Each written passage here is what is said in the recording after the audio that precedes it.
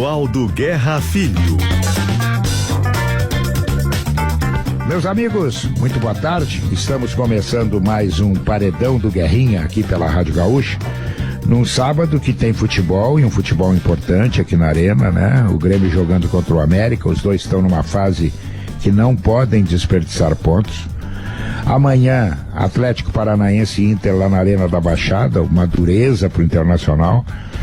Olha, um fim de semana que promete e promete muito, além, evidentemente, dos Jogos Olímpicos, né? Que são sempre uma atração. Mas a atração de hoje aqui no Paredão é um papo um pouco diferente daquele que nós estamos acostumados a fazer todos os sábados. Por quê? Claro, o cara é do futebol, mas o cara trabalha com uma turma que a gente ouve muito pouco, que é o futebol feminino. Eu estou trazendo hoje o Maurício Salgado, que é o treinador responsável pelo time feminino do Internacional, e nós vamos saber muita, mas muita coisa do que acontece dentro de um vestiário, do que acontece no relacionamento com as jogadoras. Isso tudo ele vai contar no decorrer do programa. Maurício, prazer em te receber, e eu tenho certeza que nós vamos ter um papo muito legal e que vai prender a atenção do ouvinte. Boa tarde, Guerra, o prazer é meu, boa tarde aos ouvintes, e agradecer aí, falou bem, a oportunidade da gente falar sobre futebol e mais especificamente o feminino. Maurício, me diz uma coisa, como é que tu caiu nesse mundo do futebol? É uma situação, assim, ó, o começo, Guerra, ele é meio, acho que, igual ao de quase todos, né? Sonho de jogar futebol e começando jogando, joguei um pouco em categoria de base, mas muito, muito pouco, né? Aí eu tive um problema de uma lesãozinha, parei, fui estudar e não queria mais, na verdade eu queria até desenvolver outra área, né? E aí você acaba voltando. Eu tive, durante meu período de faculdade, eu jogava pela faculdade, né? E aí houve uma situação de um projeto novo de futebol, mas seria uma escolha de futebol feminino. Era um projeto da Prefeitura de São Paulo, e eles queriam alguém que tivesse um envolvimento com o futebol, mas que não estivesse vinculado ao futebol masculino. E aí me perguntaram se eu queria aceitar o desafio de montar essa primeira escola de futebol da cidade de São Paulo. Eu, junto com mais duas pessoas, a gente foi montar. A coisa acabou andando. De lá eu fui pro futebol universitário, comecei a treinar futebol universitário, tanto masculino quanto feminino, né? Fui pro futebol masculino, fiquei um tempinho no futebol masculino, retornei pro feminino, e aí a carreira meio foi, né? A partir daí, no universitário, eu tive conquistas no meio universitário, fui convidado a ser técnico da Seleção Brasileira Universitária. Na Seleção Brasileira, tive a oportunidade, ainda sou técnico da Seleção Brasileira Universitária, né? Mas tive a oportunidade de participar de alguns mundiais, né? E tive a felicidade de ser campeão mundial, né? Bicampeão mundial universitário. Então eu até brinco, assim, que eu comecei no feminino, migrei, né? E acabei voltando pro feminino, e é onde eu realmente milito há muito tempo. Me diz uma coisa, no futebol feminino, já que tu trabalhou nos dois, os vícios são iguais ao futebol masculino, ou as coisas são diferentes? Guerra, assim, é uma pergunta que as pessoas me fazem bastante sobre algumas situações iguais e diferentes em relação a trabalhar com o masculino e feminino. O que eu costumo dizer, assim, que a modalidade, ela é igual, né? Então você tem as mesmas exigências técnicas, as mesmas exigências táticas, existem as suas diferenças físicas, mas dentro das diferenças físicas, fisiológicas, tem as mesmas exigências. O que ocorre é que existem algumas particularidades entre uma modalidade e outra. Então, assim, alguns problemas, por exemplo, problemas que a gente enfrenta bastante, né, no masculino, quando você chega já num altíssimo rendimento, que é, obviamente, que é a questão do assédio ali de outras equipes, a questão financeira, né, o jogador ali ter 6 empresários, 8 assistentes, né, essas situações, elas não ocorrem tanto no feminino. No feminino a gente vê muito mais ainda a questão do jogar pela camisa mesmo, jogar pelo amor, não que isso não ocorra no masculino, mas já tem outras variáveis, né? Então, assim, você tem, essa é uma situação que ainda no feminino não tem tanto, né? De você ter que trabalhar com algumas outras variáveis, alguns outros, entre aspas, vícios que atrapalham. A questão do feminino, ela tem ainda também a questão da luta, né? E aí são as dificuldades, porque hoje no masculino o atleta ele começa a jogar com 9 anos, ele tá jogando. Então há um funil muito grande, quando ele chega já numa idade de profissional, ali você, em teoria, né, você já filtrou bastante. Então o jogador que chega lá, ele chega, em teoria, pronto, né? Pronto não só tecnicamente, fisicamente, mas muito também já com a cabeça de atleta, né? Para aguentar as adversidades que virão, né? As pressões, as cobranças. E no feminino isso é uma coisa que a gente espera que venha a acontecer.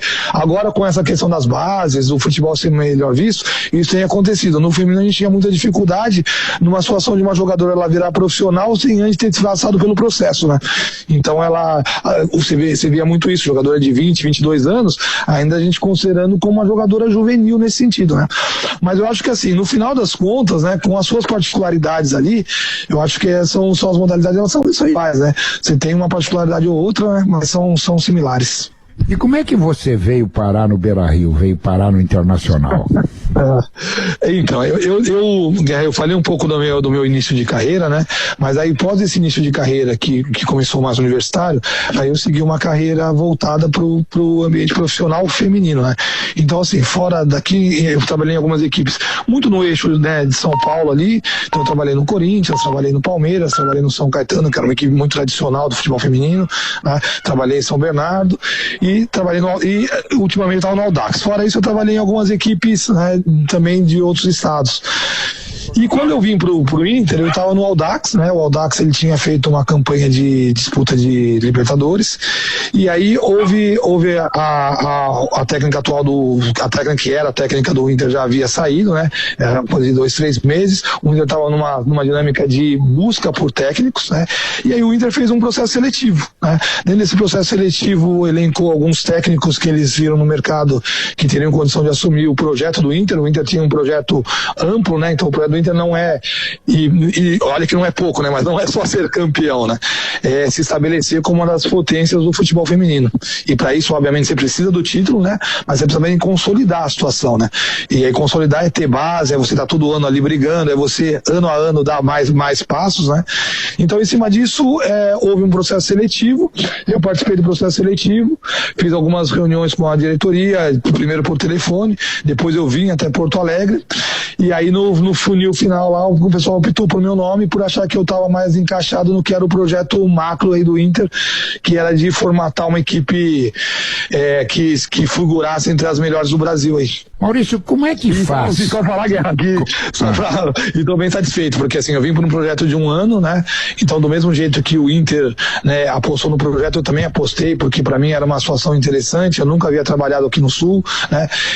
A gente ouve falar muito, né, Guerra, da situação da grandeza de Inter e Grêmio no Grenal, né? Dessa rivalidade que eu pessoalmente gosto muito, sempre quando ela fica no âmbito da rivalidade saudável, eu acho muito legal, só que você ouve muito falar, né? E eu havia trabalhado em Corinthians, em Palmeiras, e a gente ouvia sobre a rivalidade do Sul, que era diferente. Então eu também tinha essa vontade de trabalhar no Sul e também trabalhar no Internacional exatamente por isso, por ser uma equipe que representava essa questão da rivalidade. E vou te falar que eu estou bem satisfeito. Eu vim para 1 ano, né? Eu estou no meu 3º ano de trabalho e muito satisfeito assim com o Internacional. Como me tira uma dúvida que muita gente que está nos ouvindo também deve ter. Como o futebol feminino não tem a visibilidade do futebol masculino, como é que faz para garimpar jogadoras? Tá, essa é uma dúvida bem legal de ser tirada, porque eu acho que fica um pouco de como era o futebol masculino anteriormente, né? Primeiro, assim, fica uma importância vital, Guerra, das pessoas que realmente estão inseridas no contexto do futebol feminino, porque você tem que entender o meio, né? Então, assim, uma coisa é você entender de futebol, né? E isso muitas pessoas entendem também. A outra coisa é você entender do meio a qual você está inserido. E no futebol feminino, isso é fundamental. Como é que a gente faz para fazer esse tipo de captação?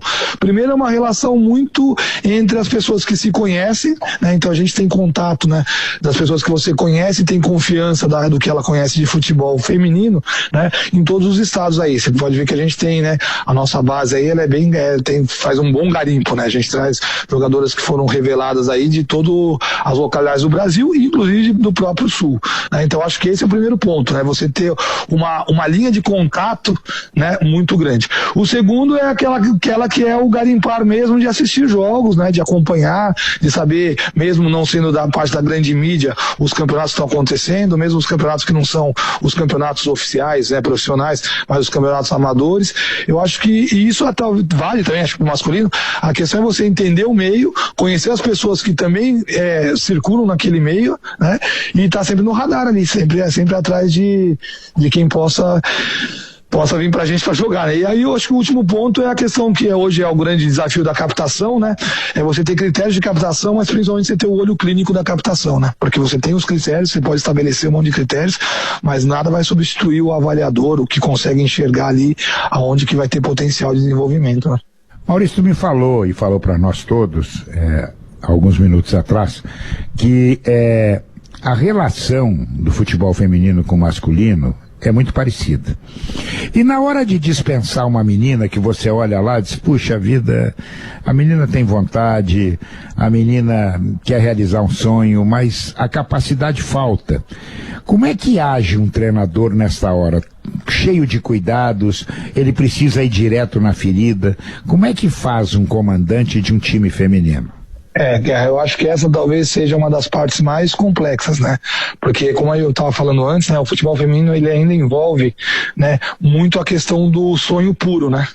Então, assim, ele ainda tem muito aquela questão da menina querer jogar e não por sonhos de conquistar dinheiro, né, ter esse tipo de sucesso aí. É muito aquela pureza de jogar pelo amor ao futebol.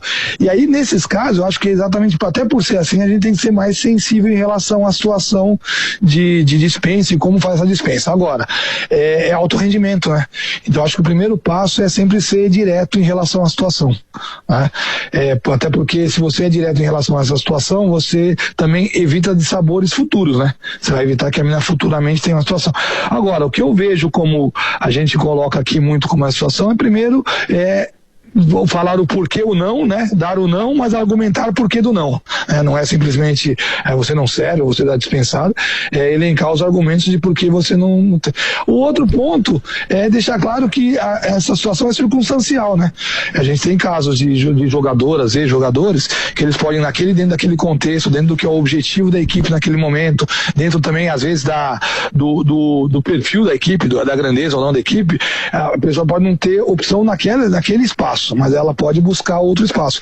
E se ela usar o tempo que ela ficou ali, ou o tempo que ela ficou de teste como aprendizado, né? Talvez ela busque espaço e talvez, quem saiba, até ela volte, né, a fazer parte da equipe ou venha num outro momento, né? A gente vê exemplos disso daí.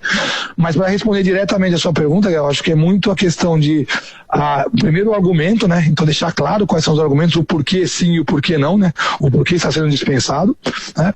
E o segundo é a questão de sempre ser sincero em relação a isso, né? Não ficar protelando em relação a essa situação. E no futebol feminino existe também essa pressão dos empresários, como existe no futebol masculino, ou isso passa batido, não chega a acontecer?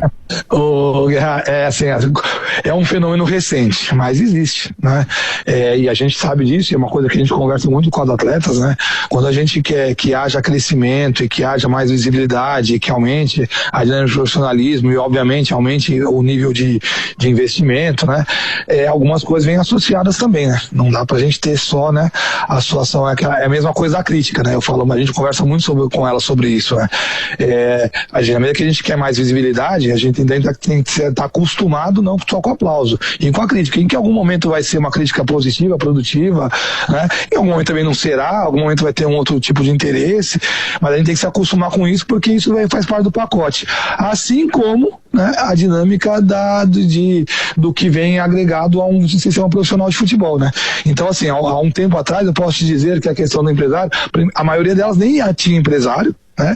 E quando tinha era uma coisa muito mais pro forma, assim, mais algum cara que conhece a família e vou ajudar, né? Gostou da menina ali e se empenhou. Hoje não, isso já profissionalizou. Pro bem, porque a gente acha que bons empresários ajudam, né? Porque o empresário deveria ser um gestor de carreira, né? Não só olhar na questão do papel ali, mas um gestor de carreira, de ver qual que é o melhor lugar para que a menina trabalhe, qual o melhor ambiente, né? Qual o melhor plano a curto, médio e longo prazo, né? E também pro mal, né? Para algumas pessoas que vêm e querem exercer pressão que é desnecessária, ou que pensam só, né, no lucro imediato. Então a gente acha, né? Isso mudou muito dos 2 anos para cá, e a tendência é que cada vez cresça mais. Hoje dificilmente você pega um atleta no âmbito profissional que não tem empresário. Dá para uma menina viver só do futebol hoje ou ainda está muito longe disso? Não, dá para viver. Na verdade, o que nós temos hoje, por exemplo, aqui no Internacional, e não é só o Internacional, uma série de equipes que são jogadoras que vivem exclusivamente do futebol. Obviamente, né, quando a gente fala isso, né, Guerra, a gente fica com aquela, fica com a impressão do que a gente vê do masculino, né, que o pessoal vive do futebol, e muito bem, porque os salários são muito mais altos. O futebol feminino está muito longe, né, mas muito longe ainda, e a gente espera que não é que se iguale, né, não é uma questão de comparativo, mas que consiga, né, cada vez mais galgar seu próprio espaço, mas a gente ainda está muito longe de altos salários, né, mas hoje a gente já pode dizer que o futebol feminino, nas equipes que trabalham profissionalmente, as jogadoras vivem exclusivamente do futebol, né, e aí entra aquelas outras associações, né, que é uma coisa que a gente conversa bastante também, que já que é um projeto, que é um processo meio novo, o futebol feminino, que a gente consiga importar as coisas boas do masculino, mas consiga ter coisas boas também do feminino e não trazer alguns vícios. Então, por exemplo, o feminino tem algumas equipes, o Inter é uma delas, né, mas outras tem também, tem projetos de associação com universidades, né. Então, faz parte do que a gente chama de bolsa salário, né, faz parte não só o salário que ela recebe, mas a gente agrega ao salário a possibilidade que ela tem de ter uma bolsa de estudo, né, e isso o feminino ainda permite. A gente acha que isso é legal, porque não há como a gente garantir, né, que todas elas vão conseguir construir um patrimônio através do futebol feminino, mas elas podem viver do futebol feminino enquanto jogarem, né, e durante esse processo elas construírem uma carreira, né, ou dentro ou fora do esporte, mas com uma questão de estudo. Mas hoje já dá sim, hoje a gente tem alguns exemplos e tem crescido mais. Eu também elenco como os últimos 5 anos, né, que cresceu bastante essa questão da pessoa viver de futebol feminino. Eu avisei lá no início que o papo ia render, que o papo era bom, né? Que as pessoas que estariam nos ouvindo, estão nos ouvindo e vão continuar nos ouvindo, vão ficar muito mais inteiradas do mundo feminino do futebol. Por isso que passa tão rápido aqui. Nós chegamos no final do primeiro bloco, do primeiro tempo do Paredão do Guerrinha. Nós vamos dar uma paradinha, eu e o Maurício Salgado, para trocar o fardamento, tomar uma aguinha. A gente já volta para continuar, dá um tempo aí, é ligeirinho. No Carrefour você economiza de verdade. Chegou a Eletroeconomia, o melhor da tecnologia pelos melhores preços no cartão Carrefour. Confira. TV 50 polegadas Samsung. Com o Paredão do Guerrinha desse sábado, eu estou conversando com o Maurício Salgado, que é o treinador do futebol feminino do Internacional, e no primeiro bloco ele falou de coisas que eram de total desconhecimento do grande público, né? Então, Maurício, vamos seguir nessa prática aí. Como é que é para botar na cabeça da menina que ela tem que marcar lateral, que ela tem que fechar no meio-campo, a hora de atacar? Como é que é isso no íntimo do vestiário? É tão fácil quanto no vestiário masculino ou não? Olha, deixa eu te falar que nesse comparativo eu vou pender pro lado do feminino aí.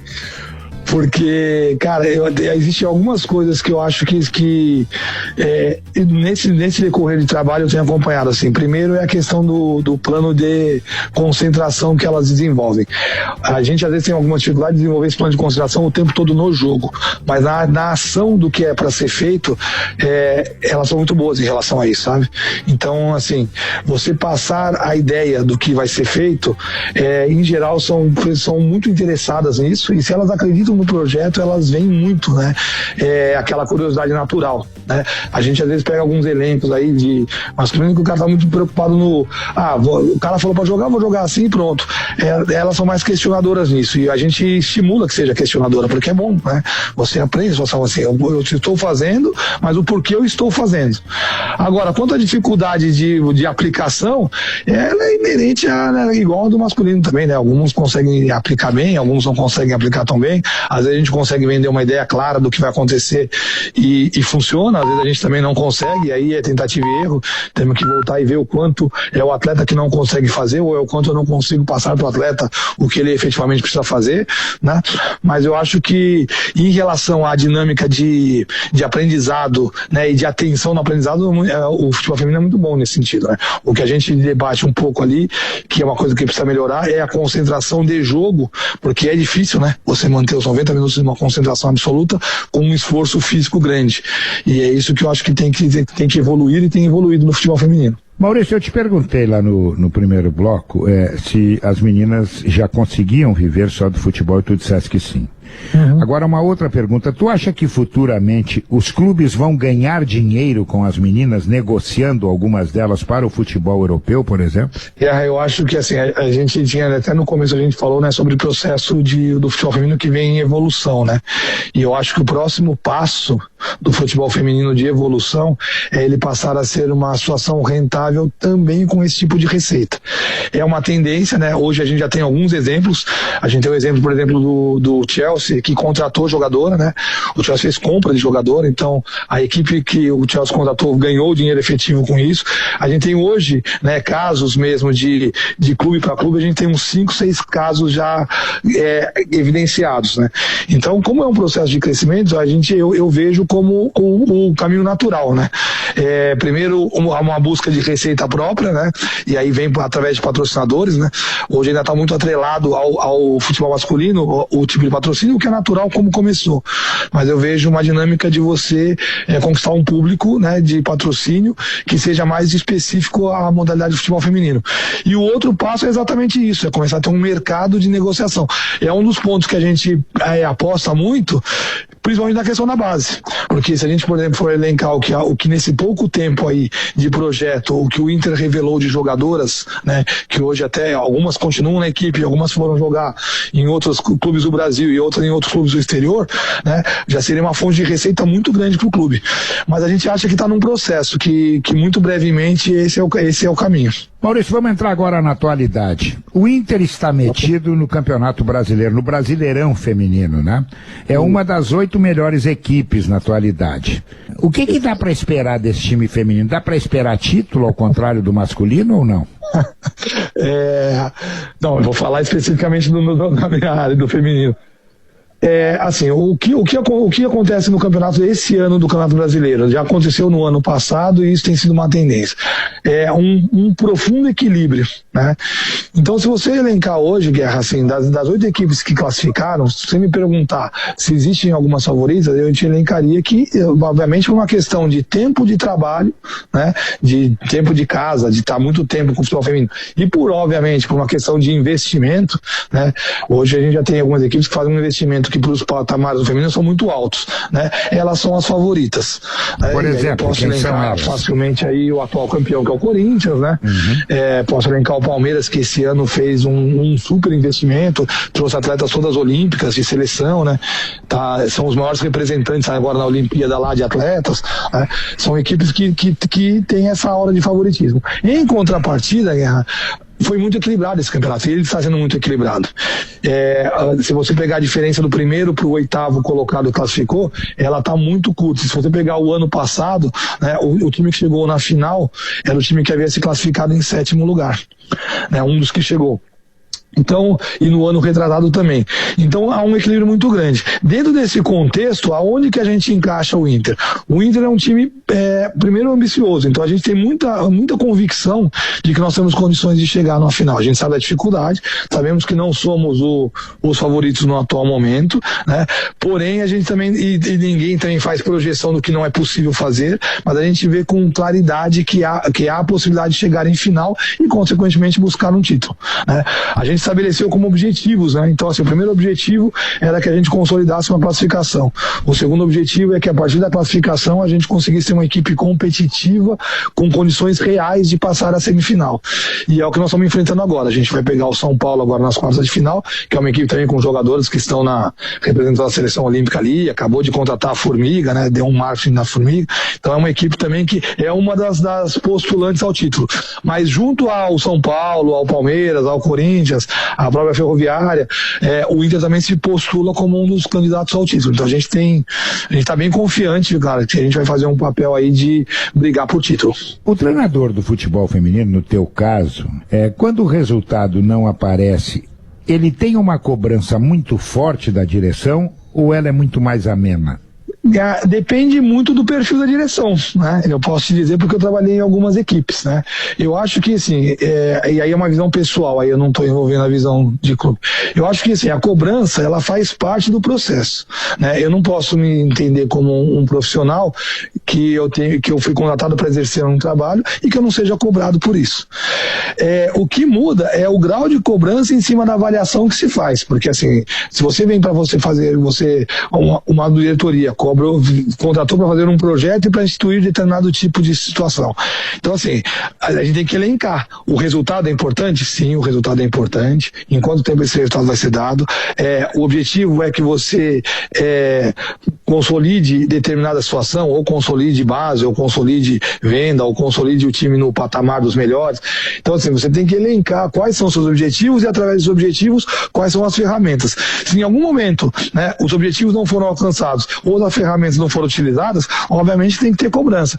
É claro que existe no masculino uma pressão muito maior, e a gente entende até por todo o envolvimento que tem, né, de torcida, de investimento, né, são valores, e números de torcidas muito maiores, mas, assim, a cobrança ela é inerente do futebol competitivo. Eu posso dizer daqui, do tempo que eu tô no Inter, que primeiro a gente se cobra muito, né, a gente mesmo, e é o que eu falo muito para os atletas, né, a cobrança não pode ser maior do que a nossa mesmo, porque no final das contas a gente representa uma instituição gigantesca, mas a gente também se representa, né, e se a gente não valorizar o que a gente se representa, fica difícil. Mas o que eu posso dizer do Internacional é que aqui as cobranças sempre foram de formas coerentes, e quando a cobrança é de forma coerente, ela tem que ter mesmo, eu acho que é isso, a gente vê projeto. Então, eu não tenho, assim, na minha carreira, assim, eu não tive muito problemas em relação à forma de cobrança. Agora, a cobrança sempre tem, né, e a tendência é cada vez que você vai galgando mais patamares, elas até aumentem, né? Quando perde Grenal, tem crise no feminino? Eu vou te falar que quando você perde jogos emblemáticos, e o Grenal talvez seja o mais emblemático de todos, né, para a dupla aqui do Sul, há uma crise, evidente. Eu posso, e me sinto satisfeito em falar isso, né, e também sei que isso é circunstancial, porque futebol ele é um dia depois do outro, né, mas desde que eu tô aqui a gente não perdeu nenhum Grenal, né, então a gente conseguiu... Ainda não teve crise. Teve outro ciclo de crise. Essa crise não. Mas eu aproveito até para colocar essa situação, porque uma das coisas que tem feito com que o futebol aqui no Sul cresça é exatamente essa rivalidade Grêmio e Inter de uma forma salutar, né? Então eu tenho muito respeito pela técnica do Inter, do Grêmio, né? Que é a Patrícia, que é uma super profissional, e os jogos têm sido jogos muito pegados, né? E eu acho que isso é bom pro Estado. Mas obviamente, né, que com tudo isso que a gente tá falando, né, Grenal é Grenal, né? Grenal a gente sabe do peso que é você ter que ganhar, né? E a gente até acha que seja bom mesmo isso, porque você se acostuma com pressão, né? Você quer jogar em alto rendimento, a pressão tem que estar ali, tem que ser uniforme, né? Então, o Grenal é a pressão máxima. Como é que é o Maurício Salgado como treinador? Ele é aquele cara do papo que resolve na conversa, que resolve, sei lá, sendo muito educado, ou daqui a pouco precisa chutar uma garrafa d'água, precisa dar um grito mais forte? Como é que é o treinador do futebol feminino? Isso aí acho que é mais fácil um dia você convidar algumas das jogadoras, porque acho que elas vão ter uma avaliação melhor, né? Quando a gente meio se olha assim, né? Às vezes você acha que você não é bravo e o pessoal acha que você é, né?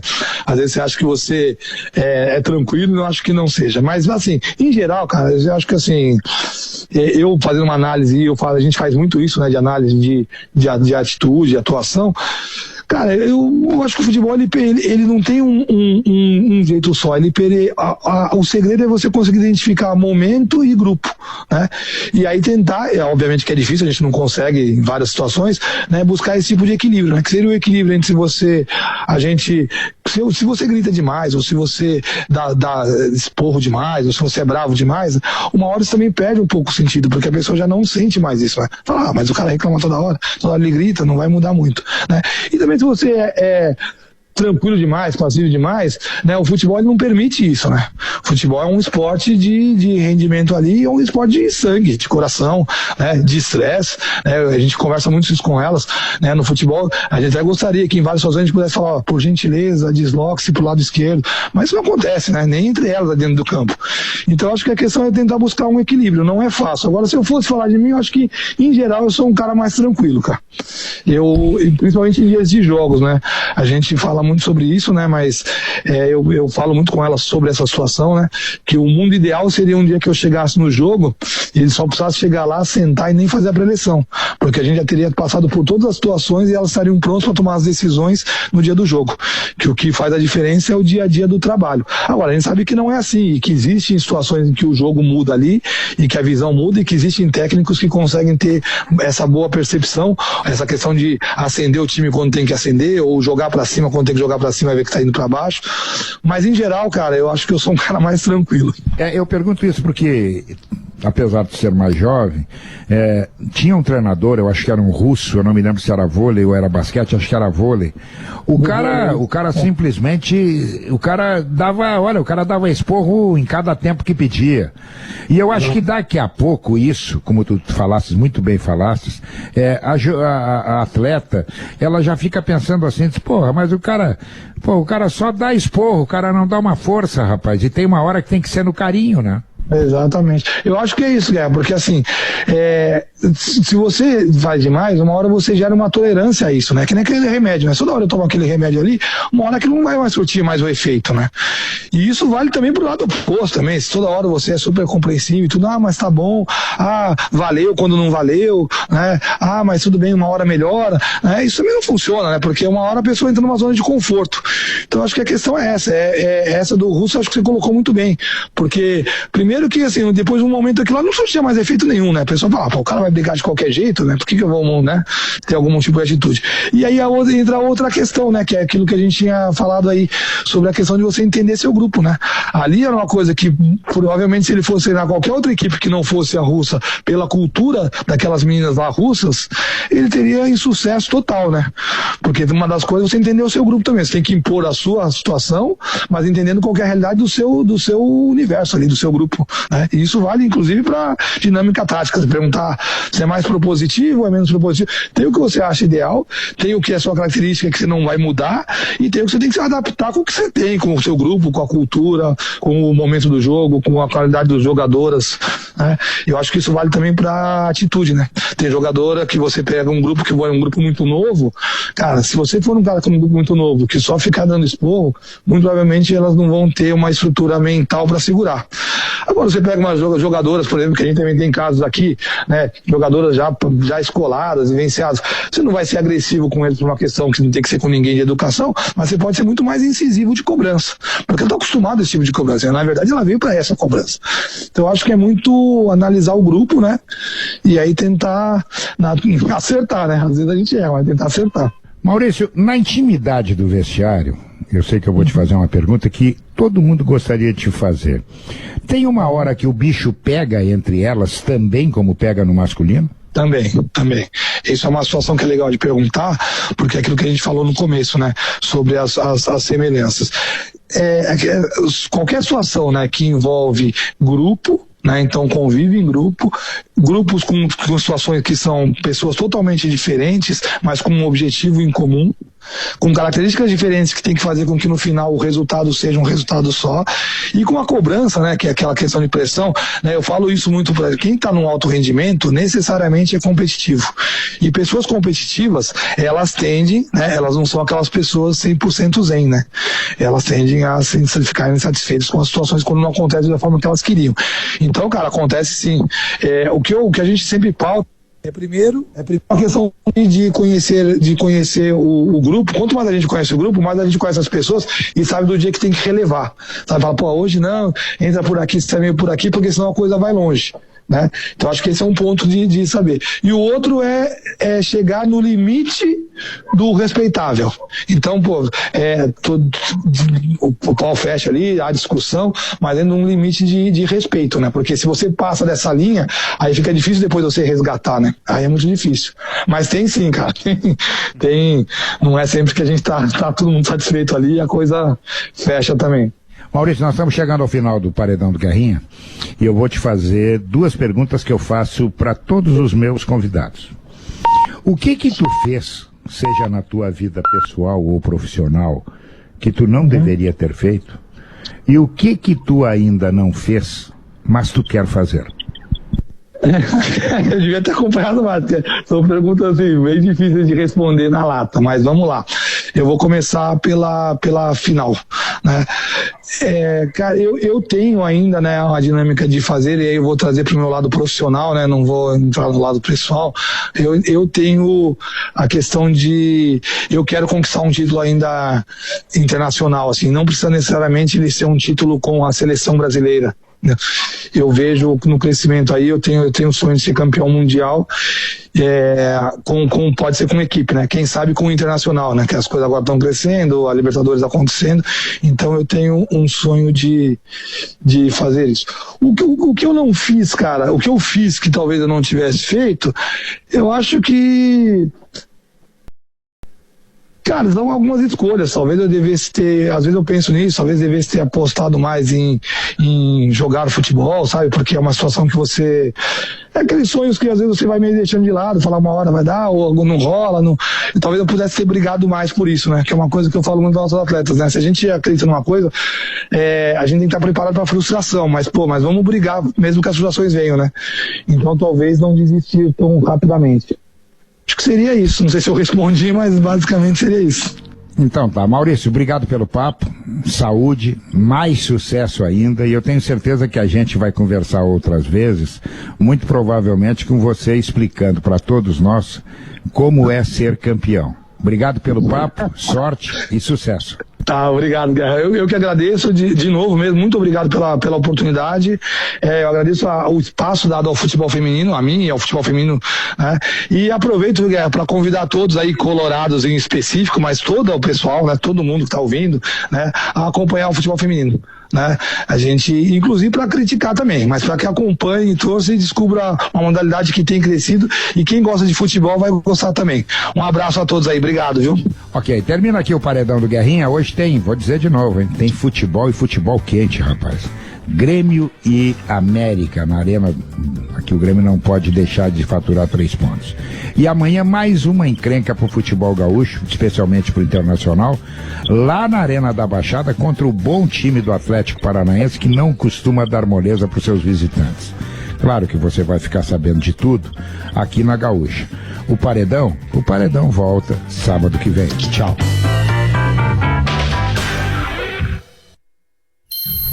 Paredão do Guerrinha.